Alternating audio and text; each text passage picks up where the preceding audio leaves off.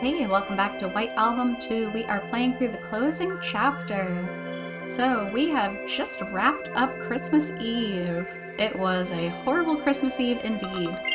It's probably the saddest, worst possible day.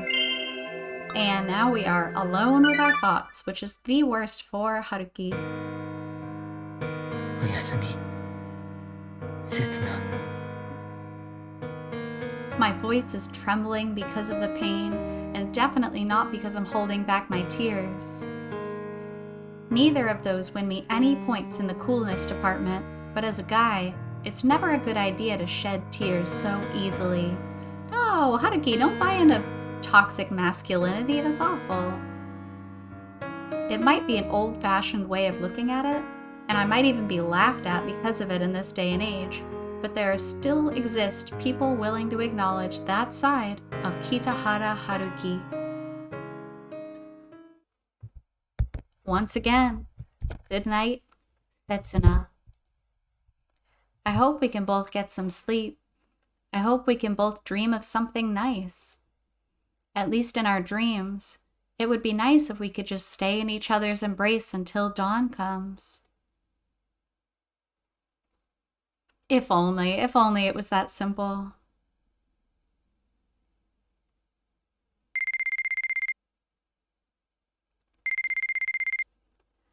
Christmas was nothing more than an ordinary winter day after Christmas Eve had passed. The snow had stopped piling up by the time dawn arrived, and only served to deliver the chill of winter and hinder the steps of passers-by. By noon, it was completely dissolved into blackened soil that merged into the ground.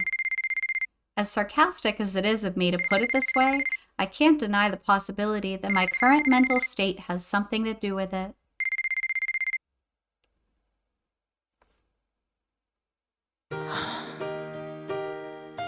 And today's just another ordinary winter day. It's not even Christmas anymore. It's been more than a day since I've returned home. I'd spent a whole night engraving the period of the dark sky, gradually brightening outside the window in my mind. I then came to the clear realization that nights are not eternal. Watching a day of the sky covered with clouds darkening in real time also made me remember that daylight doesn't last forever either. And I've spent the same, especially long winter night under the hellish torture of being wide awake in my room without my lights on. I remained like that until the bright morning sun finally appeared a second time to burn daylight into my eyes. I've yet to manage to get even a wink of sleep despite such a long passage of time. I had hoped fatigue and sleepiness would cloud my mind. However, they failed to expel the memories of a certain someone out of it, only serving to give me splitting pain. If I keep spending my time alone in my room like this, my mind probably won't be able to take it. In the end, however, I have neither a place to take refuge, nor a person to provide me the escape I need. Well, someone's blowing up your phone, Haruki. Clearly somebody's on your side. I remain trapped in the darkness, seeing no trace of an exit. ただいま留守にしております。ご用の方は発信音の後にメッセージをお願いします。本当に出かけてんのかよ。おい、ハルキ。この前の件だけどな。帰ってきたらちゃんと話しようぜ。携帯とこっち、両方に入れとくから。シカトすんじゃねえぞ。じゃが。Aww. Yeah, I bet he's super worried. I wonder if he's talked to Setsuna yet. The call on my cell just a while ago was from Takaya as well. This makes it the 9th time in 2 days that I've been running away, pretending to be unavailable. At first, when I didn't answer the phone, he sounded as if he was teasing me. His teasing hinted at his natural and kind hopes, as well as his initial impression that I was perhaps still with Setsuna. However, since yesterday night, after a call from Io, I realized that things had taken a turn for the worse. Although her tone sounded strangely desperate, what she spoke about was not far from what I'd predicted she would. She'd met with Setsuna. She said that Setsuna had told her nothing had happened, that Setsuna only kept smiling and didn't cry, and that she knew that all of it was a lie. Oh no. She definitely noticed such trivial changes. She's been friends with her for so long. Her forced cheerfulness, her obvious emptiness, her inability to hide the pain. Various negative feelings are slowly eating away at Setsuna right now. After that, Io and Takeya kept calling me several times per hour until morning came. They're doing so not just because they've instigated all this. I can feel their uneasiness from their genuine, worried tones through their calls. And yet, I've only continued to ignore them, as if their panicked state right now was their own problem. Because I don't know how I should answer them. It's because we're so close that I don't know what to say to them. Because I know how they'll react. Because I know their reaction will definitely hurt me, though it's also because it would put me at some form of ease. They'll likely punish me. They'll furiously lament and reprimand me and desperately interfere in hopes that finding a solution somehow, won't they? And I would likely accept their punishment and stop my own thoughts in response to their intervention.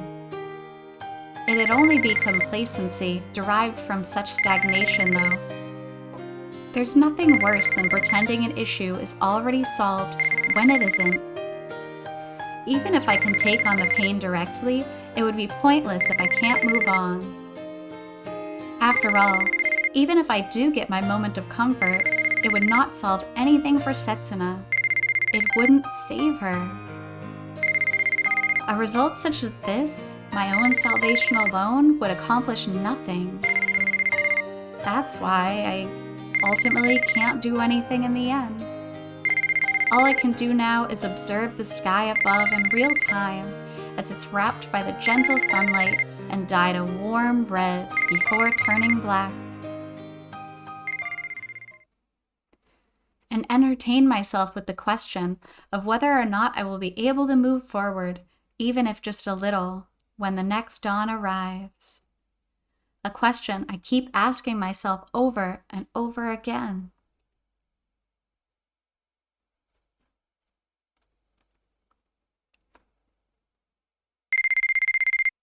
Ooh, that phone is starting to drive me nuts.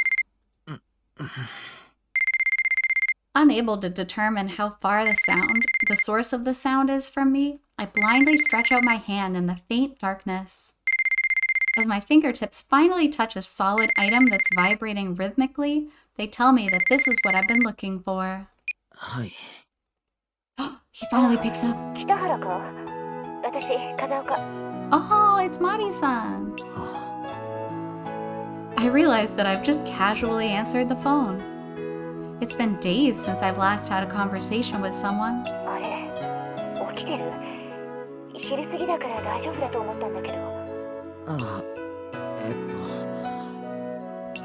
My mind can't keep up with the first conversation I've had in quite a long while. Moreover, the fact that I just woke up also means my reactions are still dull. And having arrived at the reality that I've just woke up, I reply with odd, redundant responses. いえ、そんな問題ないです。ちょっとうたた寝しちゃってただけで。I was actually asleep. Finally asleep. Oh, I hope he got enough sleep. ということは今は家？大丈夫？ちょっとだけでも話せる？今何日の何時ですか？北原、お前一体何日間寝てたんだよ。28日の13時半だ。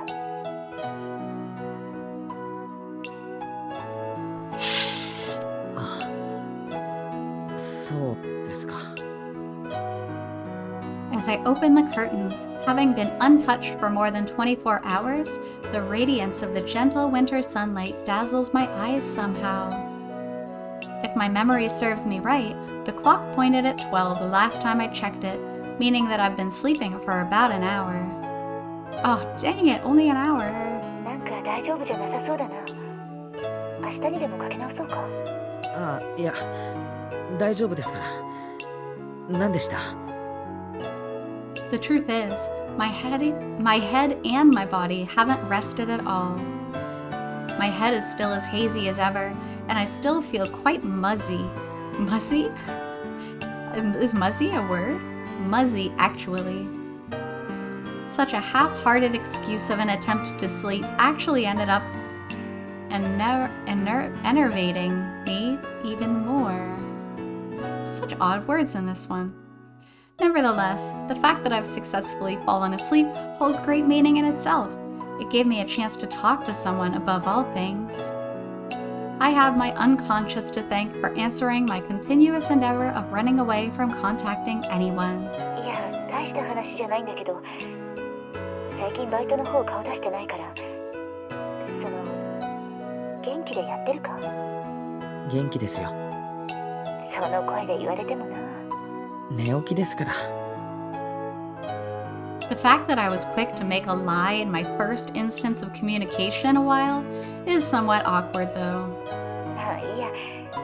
それで今度はいつ来てくれる？それは。年末進行終わったからって暇なわけじゃないんだ。みんなお前の手を借りたがってる。時間があれば手伝いに来てくれないかな。ありがとうございます。The way I am now, her previous sentence didn't come across as an annoyance or her just being nosy about it at all.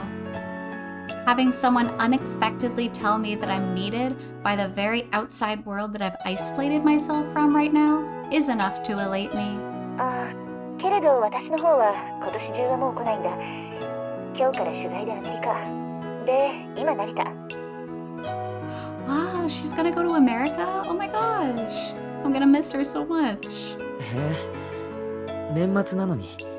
ニューヨークとかロスとかいろいろ回って、帰りがけにグアムで友達と合流して、そこからバカンス。こっちに帰ってくるのは来年の5日くらい。そうですか。お疲れ様です。Well, that's not bad. If she's back on the 5th, that's like a week from now. I see. She wanted to tell me about all that, even if to a mere subordinate like me. She's still so honest as always. あ、友達って男じゃないぞ。北原もあったよな。ほら、雨宮沢子。毎年恒例のまるっきり男っ気のない女の二人旅で。Of course she has to clarify. That's so funny. はあ、そうですか。いや、そんなこと北原に言っても仕方ないな。すまなかった。今のは忘れてくれ。She's so cute. Oh my goodness. わかりました。沢子さんにもよろしく伝えてください。楽しんできてくださいって。いいよ、別にあいつはどうでも。Mari-san's weird changes in her attitude really perplex me sometimes, and I still can't understand her completely to this day. あ、それで、ここからが一応の本題。北原の住所に郵便物を送っといたから、こっちにも昨日届いたばかりで、直接渡す時間がなくて。Aww. 俺に一体何です？それがね、東間陽子のニューイヤーコンサートのチケット。What? Oh my goodness. 東間陽子の事務所から直接アンサンブルの編集部に送られてきたんだって。あの記事を書いたライターにって。She knows. I'm sure she knows that we wrote the article. The moment I finally managed to keep up with the conversation, a name that makes my head go blank completely appears once again. すごいな、北原。初めての記事でここまで取材元に気に入られるなんて普通はないぞ。いや、それは相手が特殊なだけで。せっかくだから楽屋に顔出してみたらどうだ。きっとアンサンブルの名前を出せば会ってくれるぞ。うちの業界は人脈が特に大事だからな。会っておいてそんなことは一つもないぞ。Nothing to lose except my sanity. Mari-san, who's lightheartedly telling me all this while being unaware of the whole story, is making it increasingly difficult for me to say anything. If I were to meet with Toma Yoko, she'd probably be shocked yet again, wouldn't she? By the fact that the author of that article was her daughter's, well... No, what would really be surprising would be if that she actually still remembers me. We've only met once, and 3 years ago at that. マリさん、ありがたい話ですけど、俺は。もしかしたらトーマカズサと会わせてくれるかもしれないだろう。会いたいんじゃないのか、本当は。Being unaware of the whole story, huh? I can only say that I've underestimated Mari-san. なんで？あの記事が世に出てから北原来なくなったからさ。もしかして昔を思い出して落ち込んでるんじゃないかって思って。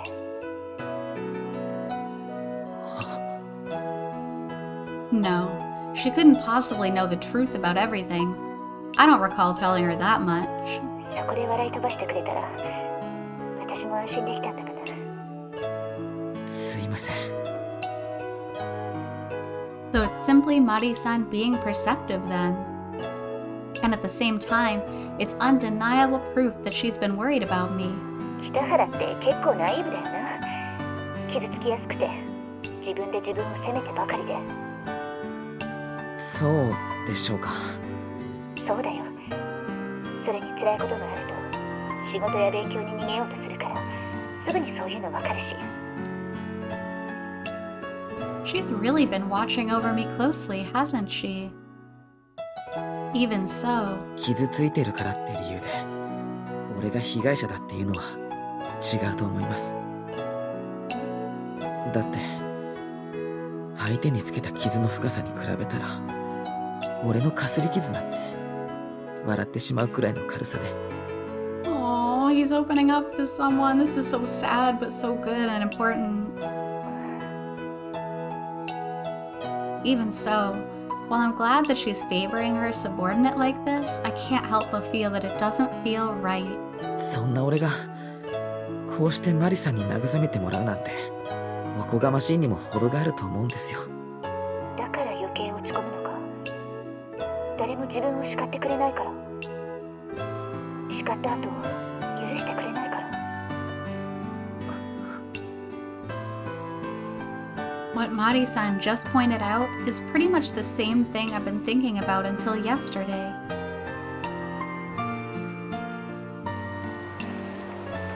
じゃあ私はお前を責めないよ。だから許しもしない。北原は話すだけ。それを私が聞くだけ。誰もお前を許しはしないけど、それでもお前は少しだけ楽になる。けど俺一人が楽になったって。自分が楽になれば相手に償おうって気も起きるんじゃないかな。That's so true. Haruki's gotta get over himself before he can, help Setsuna or anybody else. He hasn't even been a good friend to anybody since this all happened, so he really needs to, fix himself.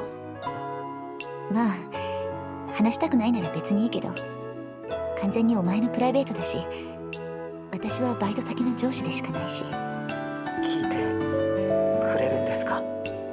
Aww. ウエストバージニア航空274便ニューヨーク行きはただいまご搭乗の最終案内をいたしております。お客様は88番ゲートよりお急ぎご搭乗ください。俺トーマカズサのこと今でも好きだったんです。そうか。まだ忘れてなかったんです。まあそんな感じはしてたよな。そのせいで傷つけてしまった相手がいるんです。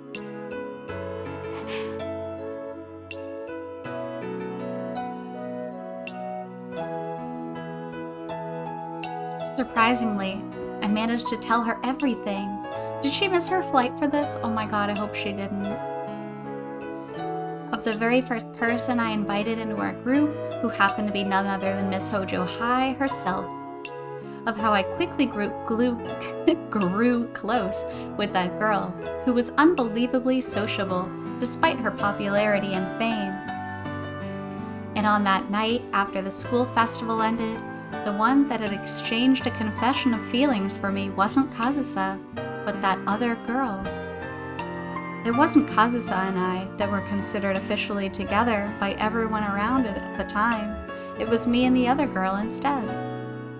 And yet, I'd betrayed that girl with Kazusa, and then there was the period that lasted until today, where the both of us continued to hold on to all of our past regrets and never ceased to shackle the other. And then there was Christmas Eve, where I'd betrayed her with Kazusa for yet another time, the both of us realizing anew the cold reality that we're still strangling each other. Mari-san ended up listening quietly, just as she promised she would. She'd ask for some slight clarification at times where there's a jump in my story's timeline, but she'd truly listened to me otherwise. That's why I've told her everything, leaving nothing unsaid, even the most important part. すいません。なんで謝るんだ。私は聞くって言ったぞ。それでも話しすぎたかなって。酒の席でもないのに。それどころか面と向かってもいないのに。面と向かってないからこそ話せたんだろう。これだと相手の反応が見えないもんな。そうなんでしょうか。それにしばらく顔を合わせないからこそ話せたんだろう。次に顔を合わせるときはもうお互い忘れてるかもしれないもんな。She's coming back in 7 days. That's really not that long. かもしれませんね。I'm sure that the both of us will still remember our conversation today, that next time we meet. Even so, it will be easier for us to pretend that we've forgotten all about it after some time passes. She's likely chosen to hear me out through the phone because she's gone as far as to consider all that. Or perhaps I'm just thinking too deep into it, aren't I? にしても若いな北原は。たまにこういう青い話を聞くとほっとする。俺、普段そんなに年寄り臭いですか？まあ悪い意味じゃないよ。落ち着きすぎてるっていうか理屈っぽいっていうか冷めてるっていうか。悪い意味じゃないんですか？それ全部。あのさ、最初に約束した通り私は責めも許しもしない。はい。だから北原の話を聞きながら私ならどうするかって考えてたんだけど。マリさんならどうしますか？正直わからないよ。お前が選んだ選択がお前のしたことが正しいのか私にはわからなかった。そうです。そうか大変だなとも言えないし私にも分かるよとも言えない。マリさん。だからやっぱりお前は間違ってるとも言えない。いやまあ元から言わない約束だけどな。それははい。すまないな。私どうやら本当の役立たずみたいだ。こういう話は。Voice is so soft right now, like softer than it's ever been throughout the whole rest of the game. ありがとうございます。それで十分です。なんでだ？私フォローも何もしてないぞ。俺、自分だけが間違ってるんじゃないかって、自分だけが何も分かってないんじゃないかって、そう思ってたんです。けど、そんなわけでもないんだって。やっぱり俺だけ少し救われたみたいだ。よくないな、これって。北原。さてと PDCA の C のフェーズはこのくらいかな。What is PDCA? PDCA って。あとは自分の力で A のフェーズに移行しろ。北原ならできるよな。Ah, plan, do, check, act. A cycle that, while originally intended for the management of manufacturing industries, is now applicable on pretty much any job in our modern day. A cycle she'd beat into my head during the first week of work. それじゃあそろそろ行く。私が日本に戻ったらまた大量の仕事を回してやるからな。I have a feeling that half of what she just said was an attempt to try and hide her embarrassment, though I know there's truth in the other half. Nevertheless, to change myself for the better, to work hard for that change. じゃあ行ってきます。ありがとう、マリさん。ありがとうございます。Gotta speak more formally, Haruki. And that was definitely her trying to hide her embarrassment. ありがとうございます。Even so, even if I did manage to read her like a book, I don't see myself being able to do anything other than to follow what she'd said.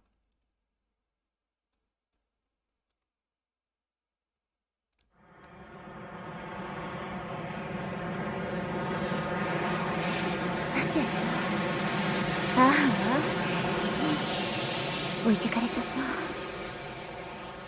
ニューヨーク行きってまだあるのかな、今日。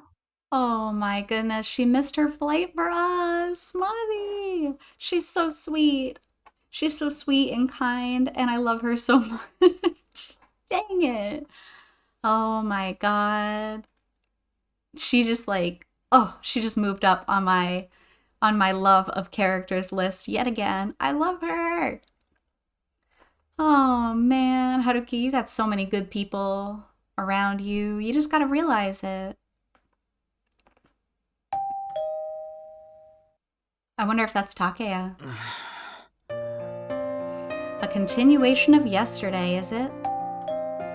My auspiciously reversed rhythm of life, where I've finally gotten some sleep, is getting more and more out of whack. はい。ちょっと待ってろって。What time is it? I steal a glance at my clock as I hop out of bed. 8 o'clock. I take a guess from looking at the color of the sky. It's 8 p.m. in the evening. It's a time where it's natural for anyone to assume I'm awake. As such, it appears I can't be mad about this unannounced visit. Then again, I can only think of a handful of people who would ring my doorbell, salesmen and swindlers aside. タケヤか。Oh, that's a surprise. Yo! She's not among that handful of people. After all, her report is finished, the seminars have ended, the celebration party's over, and the year is already coming to an end. I mean, not to mention we, pretty harshly rejected her the other day. I can't believe that she, the queen of playing truant even on weekdays of all people, would be loitering around near our university, and on a day that otherwise would be a perfect one for her holiday mode, no less. うわ、武将髭ねえ、スリスリさせて。待て、泉。お前何しに来やがった。Well, having her hug me so suddenly and rubbing her face against mine is actually kind of scary in a way, though. 何しに来やがったはひどいな。せっかく女の子が一大決心して来たってのに。その心は？ローテーションの一角。そろそろ止めてくれる友達のネタが尽きてきて。また家に帰ってないのかよ。Even now, it appears that Izumi's family disowning her is turning into a pretty serious problem. I hope she's aware that it's hard for anybody to give a proper response to that kind of excuse before she uses it. 昨日まで泊まってた部屋の子が帰省しちゃってさ。さすがに暖房の入らない冬休みの研究室も辛くってね。他を当たってくれ、他を。他って言ってもさ、あとは同じゼミの知り合いくらいしかいないけど。 Oof, don't make her go stay with those people. Those people were like animals talking about her at the party. じゃあそっちに。みんな春樹と同じ性別だけど。 Yeah, exactly. Alright, well, I'm really glad Chiaki's here. I am looking forward to talking a bit more with her. I think Haruki definitely needs it. So, we will stop there for today. Thank you so much for joining me on this chapter, and I look forward to playing some more later. Until then, take care!